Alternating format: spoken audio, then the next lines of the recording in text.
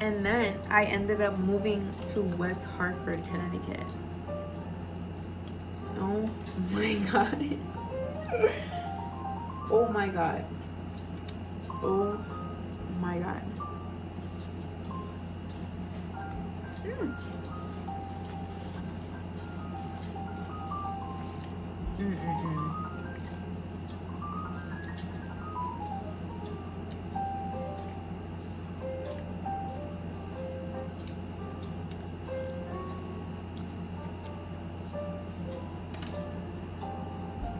I moved to West Hartford. It was a whole different world in the worst way humanly possible. It was, and my mom and my parents ended up making a lot more money. So it was like, yeah, I had nicer things. I had more options. I was more beautiful, right? All the superficial things that people judge people off these days. I had a lot nicer things. I had a lot more going for me. Like, I was a lot more personable, confident, stuff like that. Very superficial stuff. It doesn't mean I had any character development. It doesn't mean I was a good person. It just mean I had more things. That's it. I had a little bit more. And I was a little bit more cocky too, because I had a little bit more. So I was thrown into this environment where it was not even about people on my same, like, because I'm going to bring race into it because it matters. Socioeconomics is heavily influenced by race, you know? Because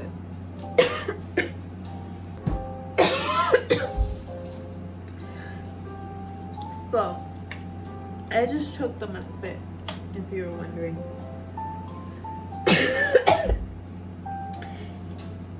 And I just wanted to put a little cough and spit on my sushi real quick.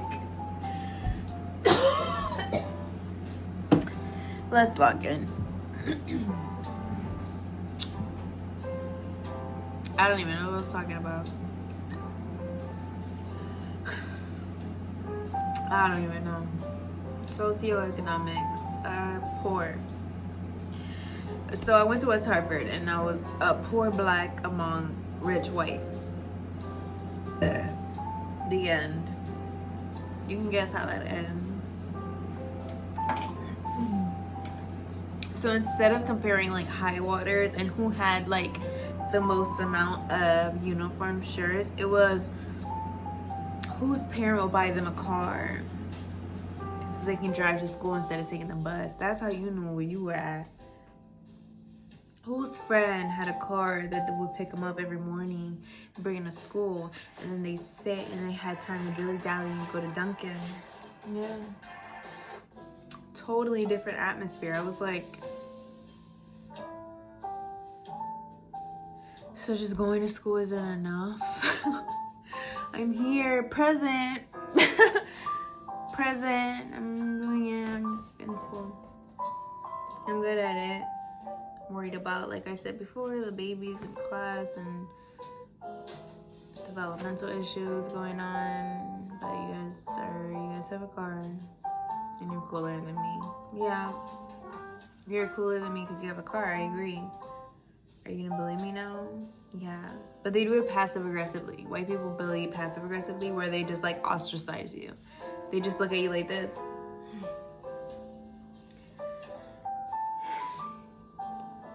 Anyways, like, they do a lot of that. I remember being in classes where like I didn't have any friends in the class and I didn't get along with any of the people above my caliber. So they would say, oh, work in groups. And then I would always, in this one class, I think it was my history class, but not Black history, because I took that as an elective. It was another history class. Maybe even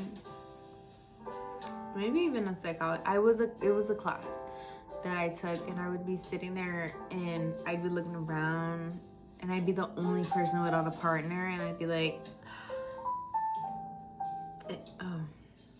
oh, that's not that that was gonna happen. I have friends, but then it made me cling to my friends even harder, and I just started texting during class because I was so like, it was like a different world of bullying. It was like you in West Hartford, or not. I'm not even in West Hartford, but maybe it's just a high school thing, right? Like in high school, it was so borderline traumatic because it's like you're not anything unless you have a lot of people. It became like a popularity contest, pop cliques.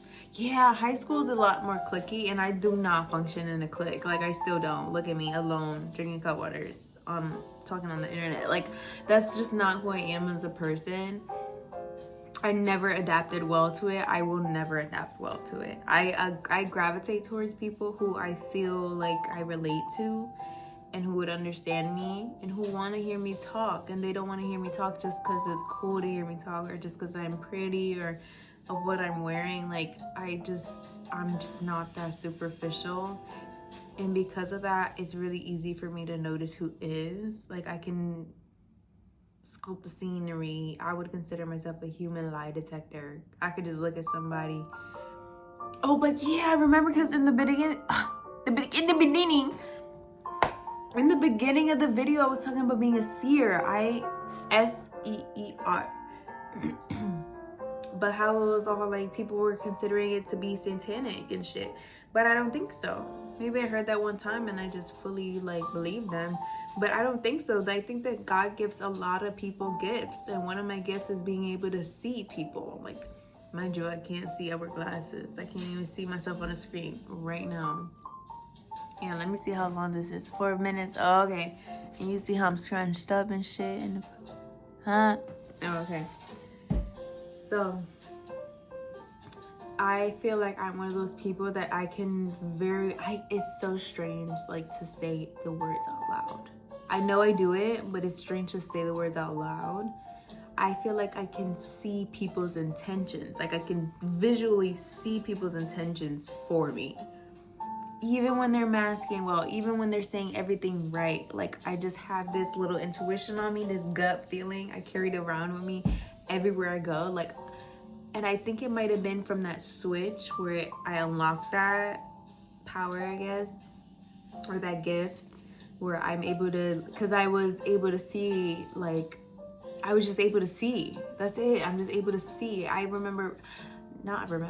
do have like really prophetic, I think is how you say it, prophetic dreams about people and intentions. And I really did, and I still do think that God speaks to you sometimes in dreams and tells you things, like, you know, it gets scientific if you want to talk about like psychology and stuff, like your subconscious thoughts, because it comes down to us just being humans and having human behavior, and being able to analyze. It becomes more about like how well you can analyze human behavior and distinguish whether somebody's being honest with you or trying to manipulate you and stuff like that. Like, the more practice you get, the more practical it is to like name it for what it is or see what it is. So, but there's two sides to it, because what makes it spiritual and more of like a seer is the fact that you don't have to explain it. That's what takes it away from the physical of like, oh yeah, I know they're trying to play me, so I'm gonna play them better. I took my ego out of it. I'm like, okay, you're trying to play me, but why? But what made you come over here and want to do that to me? God, can you tell me why this would happen? Like, why would they even think to do something like this to somebody? Are they broken? What happened to them to make them want to take advantage of somebody? That's what I think of it as. And I feel like that's why I'm blessed with the ability to make deeper connections. I've had like really, really deep connections with people that I would never even speak to or look at or give any ounce of respect to, because I was given this gift of being able to see past, I guess, the veil or like the mask that people put on to present themselves as a certain thing. I just don't see it. I don't see masks. Or I rip that shit off with my eyeballs. You know? I just rip it off. I just look and I just rip it off. I'm like, why are you doing that? That's fake. You're being fake. Why? It's irritating me. I'm upset. Why do you want to be real to me? You know that meme with, no, it's not a meme, but it was just like well, it's a meme now. But it was the episode with in Jersey Shore with Snooki where she like throws up in the bathroom and then she comes out and she's like, why is everybody being weird to me? She's a seer. That's some seeing shit. She just walked in the room. Nobody said nothing but the energy. But she saw. She felt. She might be like a little bit of an empath or something. Like she walked in and she scoped the scenery. She said, why is everybody weird to me?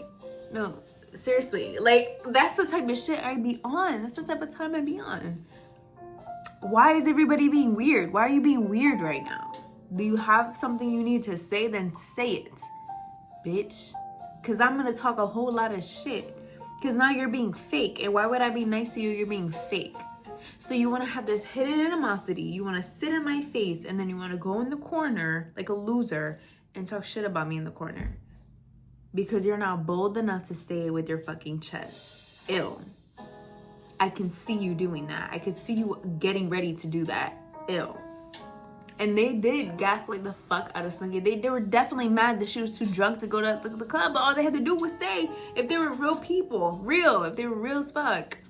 If they could humble themselves and be like, me, I'm always want to humble myself. I remember I had just met this girl at the beach the other day. And I humbled myself and I was like, girl, I'm worried, sister. And you know me, I'm always want to take a shot. So that's it. I was like, girl, I'm really nervous. Like, there's men, you look good. There's men around us. They like you. They like me. They like us. But I think you're too fucked up. I've never seen you before. I don't know what your limit is. But you're like, I'm walking with you. You can't even walk in a straight line. You drove here alone. And I'm like, I'm worried about you. I'm not being shady. Like, I'm not going to be weird in the corner and be like, oh, that bitch is so drunk. Why the fuck did that video just come off? It must be time for bed.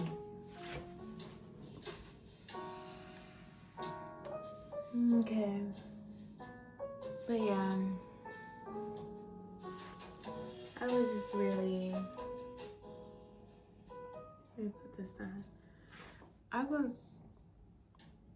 I'm a seer. Okay? That's the end of the story. I'm a seer and I'm gonna see y'all later. Bye. I gotta finish my sushi.